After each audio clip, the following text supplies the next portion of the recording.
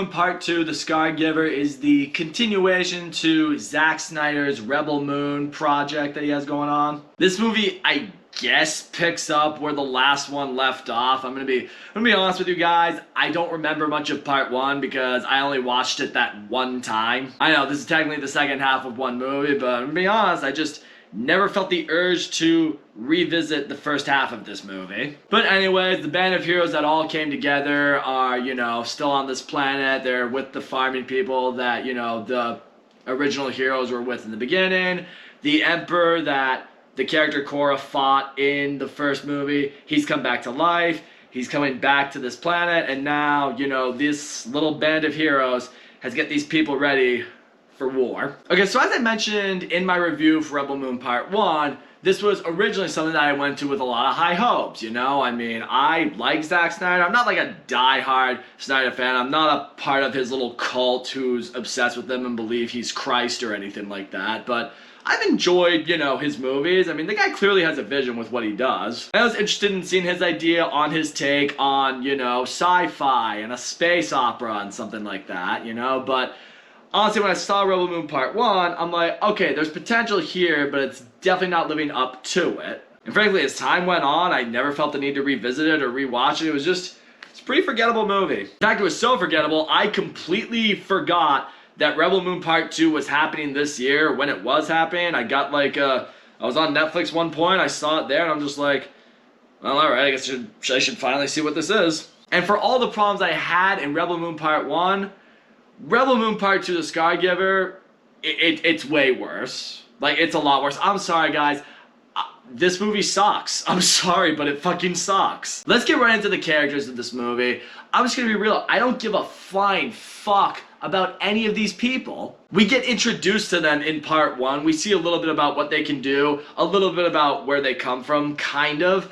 This movie, though, does nothing to build upon them. The relationships that exist between some of these heroes, I don't give a shit about any of that. There is literally no character development whatsoever with these people. At no point did it ever feel like a team, did it ever feel like a unit, did it ever feel like, let's come together and really achieve something, let's work together for it. There's no sense of a team to be felt anywhere in this movie. There's no chemistry among this cast. And yeah, none of these characters are developed in any way, shape, or form. I don't care about any of them. The movie does a really lazy form of character development, has them all sit at a table and they all just give their backstory about why they're fighting against the Empire and shit. Just felt lazy. It's yeah, they fucked me over in some way, shape, or form, and now I'm mad at them and I want revenge. It's who fucking cares at that point? I mean, it's the movie's just putting that in there to try to say hey, you have to care about them because they have a tragic backstory. It's look, fucker, this isn't America's Got Talent. A sad little sob story is not going to get you to the next round in my book. I need a little bit more than that. Also, the villain aspect in this movie is it's so fucking weak.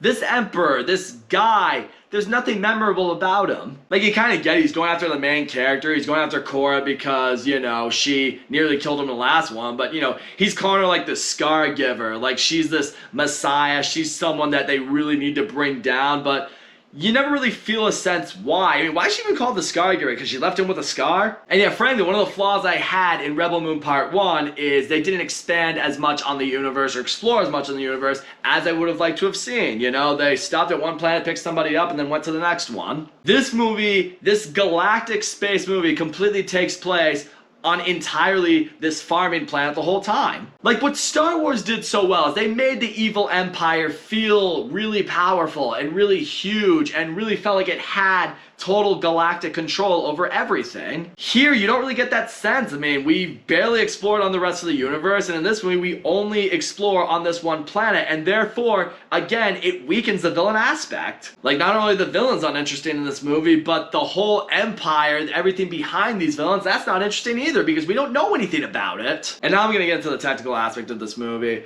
Alright, I know Zack Snyder likes his slow motion, I know he uses it for emphasis, but holy fucking shit, there is a ridiculously unnecessary amount of slow-mo in this fucking movie. I get you want to have some slow motion in for the action scenes or some epic fight scenes or something like that. That can make it cool, but it's there's literally slow motion when they're harvesting fucking crops, when they're collecting grains. Who fucking cares? Does slow motion need to be in there? Absolutely not. It literally, it drags the movie out entirely. This movie's 2 hours long. Guarantee you, if they took out that slow motion, the movie would probably be like an hour long. So with all that added slow motion, it feels boring, it feels drawn out because it is, and it just has you sitting there like, come on, can you get to something interesting? And yeah, honestly, this movie's built an idea of like building the revolution against the Empire. So what do? They take all the farming people and they, start preparing them to fight and equipping them to fight.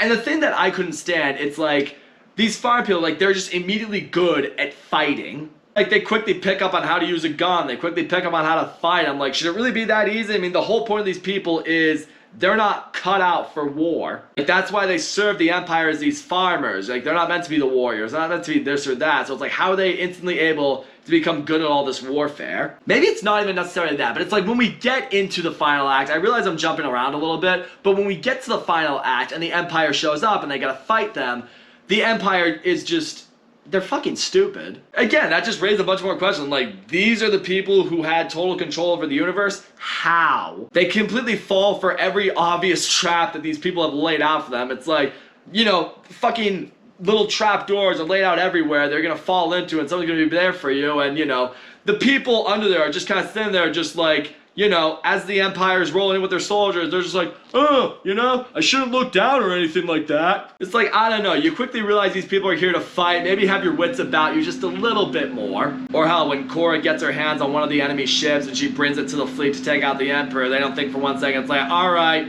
let's make sure no one's messing with that ship, let's make sure everyone's on board that's on our team, Let's not run any security or anything like that. Nope, just let her on board, let her lay waste to everybody, and let her just ruin your entire plan, you fucking moron. Also, yeah, how's the action in this movie?